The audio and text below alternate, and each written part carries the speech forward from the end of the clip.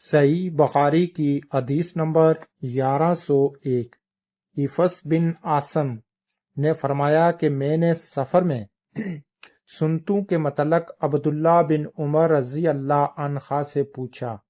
آپ نے فرمایا کہ میں نبی کریم صلی اللہ علیہ وآلہ وسلم کی صحبت میں رہا ہوں۔ میں نے آپ کو سفر میں کبھی سنتے پڑھتے نہیں دیکھا، اور اللہ ذوالجلال کا ارشاد ہے کہ تمہارے لیے رسول اللہ صلی اللہ علیہ وآلہ وسلم کی زندگی بہترین نمونہ ہے۔ حضرت حفص بن عاصم رضی اللہ عنہ نے حضرت عبداللہ بن عمر رضی اللہ عنہ سے سفر کے دوران نفل نماز کے بارے میں پوچھا، تو حضرت عبداللہ بن عمر رضی اللہ عنہ نے فرمایا کہ میں نبی کریم صلی اللہ علیہ وآلہ وسلم کی صحبت میں رہا ہوں، یعنی کہ ان کا ہم سفر رہا ہوں۔ انہوں نے سفر کے دوران کبھی بھی نفل نماز ادا نہیں کی، اور اللہ تعالیٰ کا ارشاد گرامی ہے، یقیناً تمہارے لیے رسول اللہ صلی اللہ علیہ وآلہ وسلم کی ذات گرامی میں بہترین نمونہ ہے، یعنی کہ ہمارے پیارے نبی حضرت محمد صلی اللہ علیہ وآلہ وسلم کی زندگی ہمارے لیے بہترین نمونہ ہے۔ نماز قصر سفر میں اگر سفر 4 برد کے برابر ہو تو پھر نماز قصر پڑھتے ہیں، اور نماز قصر جو ہے وہ صرف فرض نماز کی نماز قصر پڑھتے تھے، نفل نماز نہیں ادا کرتے تھے۔ صحیح بخاری کی حدیث نمبر 1102۔ حضرت ابن عمر رضی اللہ عنہ نے فرمایا، میں رسول اللہ صلی اللہ علیہ وآلہ وسلم کی صحبت میں رہا ہوں۔ آپ صلی اللہ علیہ وآلہ وسلم سفر میں 2 رکعت فرض سے زیادہ نہیں پڑھا کرتے تھے، یعنی کہ 4 رکعت فرض کو سفر کے دوران 2 رکعت نماز پڑھتے تھے۔ ابو بکر، عمر اور عثمان رضی اللہ عنہ بھی ایسا ہی کرتے تھے۔ صحیح بخاری کی حدیث نمبر 1103۔ حضرت عبد الرحمن بن ابی لیلہ سے روایت ہے، انہوں نے کہا رسول اللہ صلی اللہ علیہ وآلہ وسلم کو انہوں نے چشت کی نماز پڑھتے دیکھا۔ ہاں، ام ہانی رضی اللہ عنہا کا بیان ہے کہ فتح مکہ کے دن نبی کریم صلی اللہ علیہ وآلہ وسلم نے ان کے گھر غسل کیا تھا، اور اس کے بعد آپ صلی اللہ علیہ وآلہ وسلم نے 8 رکعتیں پڑھی تھی۔ میں نے آپ صلی اللہ علیہ وآلہ وسلم کو کبھی اتنی ہلکی پھلکی نماز پڑھتے نہیں دیکھا، البتہ آپ صلی اللہ علیہ وآلہ وسلم رکوع اور سجدہ پوری طرح کرتے تھے۔ عبد الرحمن بن ابی لیلہ سے روایت ہے، انہوں نے کہا کہ ام ہانی رضی اللہ عنہا کے علاوہ ہمیں کسی شخص نے نہیں بتایا کہ اس نے نبی کریم صلی اللہ علیہ وآلہ وسلم کو دوران سفر چشت کی نماز پڑھتے دیکھا ہے۔ صحیح بخاری کی حدیث نمبر 1104۔ حضرت عامر بن ربیعہ رضی اللہ عنہ سے روایت ہے، انہوں نے فرمایا کہ انہوں نے خود دیکھا کہ رسول اللہ صلی اللہ علیہ وآلہ وسلم رات میں سفر میں نفل نماز سواری پر پڑھتے تھے، وہ جدھر بھی آپ صلی اللہ علیہ وآلہ وسلم کو لے جاتی ادھر ہی صحیح، یعنی کہ وہ چاہے جدھر بھی رخ کر لے۔ صحیح بخاری کی حدیث نمبر 1109۔ حضرت عبداللہ بن عمر رضی اللہ عنہ سے روایت ہے،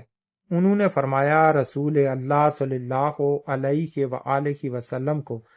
جب جلدی سفر طے کرنا ہوتا تو مغرب کی نماز مؤخر کر دیتے، پھر اسے عشاء کے ساتھ ملا کر پڑھتے تھے۔ سالم نے بیان کیا کہ عبداللہ بن عمر رضی اللہ عنہ بھی اگر سفر سرات کے ساتھ طے کرنا چاہتے تو اسی طرح کرتے تھے۔ مغرب کی تکبیر پہلے کہی جاتی اور آپ 3 رکعت مغرب کی نماز پڑھ کر سلام پھیر دیتے، پھر معمول سے توقف کے بعد عشاء کی تکبیر کہی جاتی اور آپ اس کے 2 رکعتیں پڑھ کر سلام پھیر دیتے۔ دونوں نمازوں کے درمیان 1 رکعت بھی سنت وغیرہ نہ پڑھتے، اور اسی طرح عشاء کے بعد بھی نماز نہیں پڑھتے تھے، یہاں تک کہ درمیان شب میں آپ اٹھتے اور تہجد ادا کرتے۔ اس حدیث میں فرمایا گیا ہے کہ ہمارے پیارے نبی حضرت محمد صلی اللہ علیہ وآلہ وسلم جب سفر کے دوران سفر جلدی طے کرنا ہوتا تو مغرب کی نماز کا ٹائم آتا تو آپ مغرب کی نماز کو مؤخر کر دیتے اور اس کو عشاء کی نماز کے ساتھ پڑھتے تھے۔ پہلے مغرب کی نماز ادا کرتے، اس میں تھوڑا سا وقفہ لے کے عشاء کی نماز ادا کرتے تھے۔ حضرت سالم فرماتے ہیں کہ حضرت عبداللہ بن عمر رضی اللہ عنہ بھی سفر کے دوران ایسا ہی کرتے تھے۔ جب سفر کو جلدی طے کرنا ہوتا تو مغرب کی نماز مؤخر کر دیتے اور اس کو عشاء کی نماز کے ساتھ پڑھتے۔ حضرت عبداللہ بن عمر رضی اللہ عنہ بھی پہلے مغرب کی 3 رکعت پڑھتے، اس کے بعد تھوڑا سا وقفہ کر کے عشاء کی نماز 2 رکعت پڑھتے تھے۔ ان دونوں نمازوں کے درمیان صرف تھوڑا سا وقفہ کر کے عشاء کی نماز کی اقامت کر کے عشاء کی نماز پڑھتے۔ ان دونوں نمازوں سے پہلے یا ان کے درمیان یا ان کے بعد کوئی دوسری نماز نہیں پڑھتے، یعنی کہ کوئی بھی سنت یا نفل نہیں پڑھتے تھے۔ ہاں، آدھی رات کے بعد تہجد کی نماز کے لیے کھڑے ہوتے اور تہجد کی نماز پڑھتے تھے۔ صحیح بخاری کی حدیث نمبر 1113 حضرت عائشہ رضی اللہ عنہا سے روایت ہے، انہوں نے فرمایا کہ نبی کریم صلی اللہ علیہ وآلہ وسلم بیمار تھے، اس لیے آپ صلی اللہ علیہ وآلہ وسلم نے اپنے گھر میں بیٹھ کر نماز پڑھی۔ بعض لوگ آپ صلی اللہ علیہ وآلہ وسلم کے پیچھے کھڑے ہو کر پڑھنے لگے، لیکن آپ صلی اللہ علیہ وآلہ وسلم نے انہیں اشارہ کیا کہ بیٹھ جاؤ۔ نماز سے فارغ ہونے کے بعد آپ صلی اللہ علیہ وآلہ وسلم نے فرمایا کہ امام اس لیے ہے کہ اس کی پیروی کی جائے، اس لیے جب بھی وہ رکوع کرے تو تم بھی رکوع کرو، اور جب وہ سر اٹھائے تو تم بھی سر اٹھاؤ۔ اس حدیث میں فرمایا گیا ہے کہ ہمارے پیارے نبی حضرت محمد صلی اللہ علیہ وآلہ وسلم بیٹھ کر نماز پڑھ رہے تھے، تو کچھ دوسرے آدمی آئے، وہ بھی ان کے پیچھے کھڑے ہو گئے نماز ادا کرنے کے لیے، نماز پڑھنے کے لیے۔ تو ہمارے پیارے نبی حضرت محمد صلی اللہ علیہ وآلہ وسلم نے ان کو اشارہ کیا کہ بیٹھ جاؤ، تو وہ بھی بیٹھ کے جب حضرت محمد صلی اللہ علیہ وآلہ وسلم نماز سے فارغ ہوئے تو انہوں نے فرمایا کہ امام اس لیے ہوتا ہے کہ اس کی پیروی کی جائے، یعنی کہ جس طرح امام کر رہا ہے اسی طرح آپ کو بھی کرنا ہے، جس طرح وہ نماز پڑھ رہا ہے اسی طرح آپ کو نماز پڑھنی پڑے گی۔ اس کے مخالف اگر آپ نماز ادا کریں گے اور نماز پڑھیں گے تو آپ گنہگار بھی ہوں گے اور آپ کی وہ نماز قبول بھی نہیں ہوگی۔ تو آپ نے ان کو فرمایا کہ جب امام رکوع کرے تو تم بھی رکوع کرو، جب امام رکوع سے سر اٹھائے تو تم بھی رکوع سے سر اٹھاؤ، اور جب امام سجدے میں جائے تو تم بھی سجدے میں جاؤ، اور جب امام سجدے سے سر اٹھائے تو تم بھی سجدے سے سر اٹھاؤ۔ اور اگر امام بیٹھ کر نماز پڑھ رہا ہے تو پیچھے اس کے پڑھنے والے نمازیوں کو بھی بیٹھ کر نماز پڑھنی پڑے گی۔ اور یاد رکھنا جب بھی امام رکوع یا سجود میں جائے تو جب امام تکبیر کہے تو اس کے بعد اس کے پیچھے پڑھنے والے نمازی رکوع اور سجود میں جائے۔ کوئی بھی نمازی اگر امام سے پہلے رکوع یا سجود کرے گا تو وہ امام کے خلاف اپنی نماز کر رہا ہے، لہذا اس کی یہ نماز نہیں ہوگی۔ صحیح بخاری کی حدیث نمبر 1114، حضرت انس بن ملک رضی اللہ عنہ سے روایت ہے، انہوں نے فرمایا رسول اللہ صلی اللہ علیہ وآلہ وسلم گھوڑے سے گر پڑے اور اس کی وجہ سے آپ کی دائیں پہلو پر زخم آ گئی۔ ہم مزاج پرسی کے لیے یعنی کہ بیمار پرسی کے لیے گئے تو نماز کا وقت آ گیا۔ آپ صلی اللہ علیہ وآلہ وسلم نے بیٹھ کر نماز پڑھائی، ہم نے بھی بیٹھ کر آپ کے پیچھے نماز پڑھی۔ آپ صلی اللہ علیہ وآلہ وسلم نے اسی موقع پر فرمایا تھا کہ امام اس لیے ہے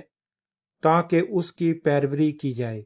اس لیے جب وہ تکبیر کہے تو تم بھی تکبیر کہو، جب وہ رکوع کرے تو تم بھی رکوع کرو، جب وہ سر اٹھائے تو تم بھی سر اٹھاؤ، اور جب وہ سامع اللہ لمن حمدہ کہے تو تم بھی اللہم ربنا ولاک الحمد کہو۔ صحیح بخاری کی حدیث نمبر 1115، حضرت عمران رضی اللہ عنہ سے روایت ہے، آپ نے نبی کریم صلی اللہ علیہ وآلہ وسلم سے پوچھا، دوسری سند، اور ہمیں اسحاق بن منصور نے خبر دی، کہا کہ ہمیں عبد الصمد نے خبر دی، کہا کہ میں نے اپنے باپ عبد الوارث سے سنا، کہا کہ ہم سے حسین نے بیان کیا، اور ان سے ابن بریدہ نے کہا کہ مجھ سے عمران بن حسین رضی اللہ عنہ نے بیان کیا، وہ بواسیر کے مریض تھے، انہوں نے کہا کہ میں نے رسول اللہ صلی اللہ علیہ وآلہ وسلم سے کسی آدمی کے بیٹھ کر نماز پڑھنے کے بارے میں پوچھا، آپ نے فرمایا کہ افضل یہی ہے کہ کھڑے ہو کر پڑھیں، کیونکہ بیٹھ کر پڑھنے والے کو کھڑے ہو کر پڑھنے والے سے آدھا ثواب ملتا ہے، اور لیٹ کر پڑھنے والے کو بیٹھ کر پڑھنے والے سے آدھا ثواب ملتا ہے۔ صحیح بخاری کی حدیث نمبر 1117، حضرت عمران رضی اللہ عنہ نے فرمایا کہ مجھے بواسیر کا مرض تھا، اس لیے میں نے نبی کریم صلی اللہ علیہ وآلہ وسلم سے نماز کے بارے میں دریافت کیا۔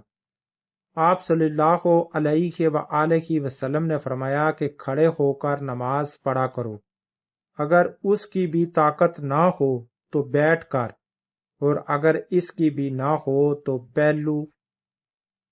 کے بل لیٹ کر پڑھ لو۔ اس حدیث میں فرمایا گیا ہے کہ حضرت عمران رضی اللہ عنہ بواسیر کے مریض کے بارے میں پوچھا کہ اگر کوئی آدمی کھڑا ہو کر نماز نہ پڑھ سکے تو اس کو کیا کرنا چاہیے؟ تو ہمارے پیارے نبی حضرت محمد صلی اللہ علیہ وآلہ وسلم نے کہا کہ اول تو کھڑے ہو کر نماز پڑھنی چاہیے، یعنی کہ کھڑے ہو کر نماز پڑھنی چاہیے، اگر اس کی طاقت نہ ہو تو پھر بیٹھ کر نماز پڑھو، اور اگر بیٹھ کر بھی نماز پڑھنے کی طاقت نہ ہو تو پھر پہلو کے بل یعنی کہ لیٹ کر نماز پڑھو۔ صحیح بخاری کی حدیث نمبر 1119، ام المؤمنین حضرت عائشہ رضی اللہ عنہا سے روایت ہے کہ رسول اللہ صلی اللہ علیہ وآلہ وسلم تہجد کی نماز بیٹھ کر پڑھنا چاہتے تو قرات بیٹھ کر کرتے، جب تقریباً 30-40 آیتیں پڑھنی باقی رہ جاتی تو آپ انہیں کھڑے ہو کر پڑھتے، پھر رکوع اور سجدہ کرتے، پھر دوسری رکعت میں بھی اسی طرح کرتے۔ نماز سے فارغ ہونے پر دیکھتے کہ میں جاگ رہی ہوں تو مجھ سے باتیں کرتے، لیکن اگر میں سوتی ہوتی تو آپ صلی اللہ علیہ وآلہ وسلم بھی لیٹ جاتے۔ آج کی ویڈیو میں انہی حدیثوں کے ساتھ کلوز کرتا ہوں۔ نیکسٹ میری ویڈیو دیکھنے کے لیے میرے چینل کو لازم سبسکرائب کریں تاکہ آنے والی میری ہر ویڈیو کو آپ دیکھ سکیں۔ دیجیے مجھے اجازت، ملتے ہیں نیکسٹ کسی دوسری ویڈیو کے ساتھ۔ خدا حافظ۔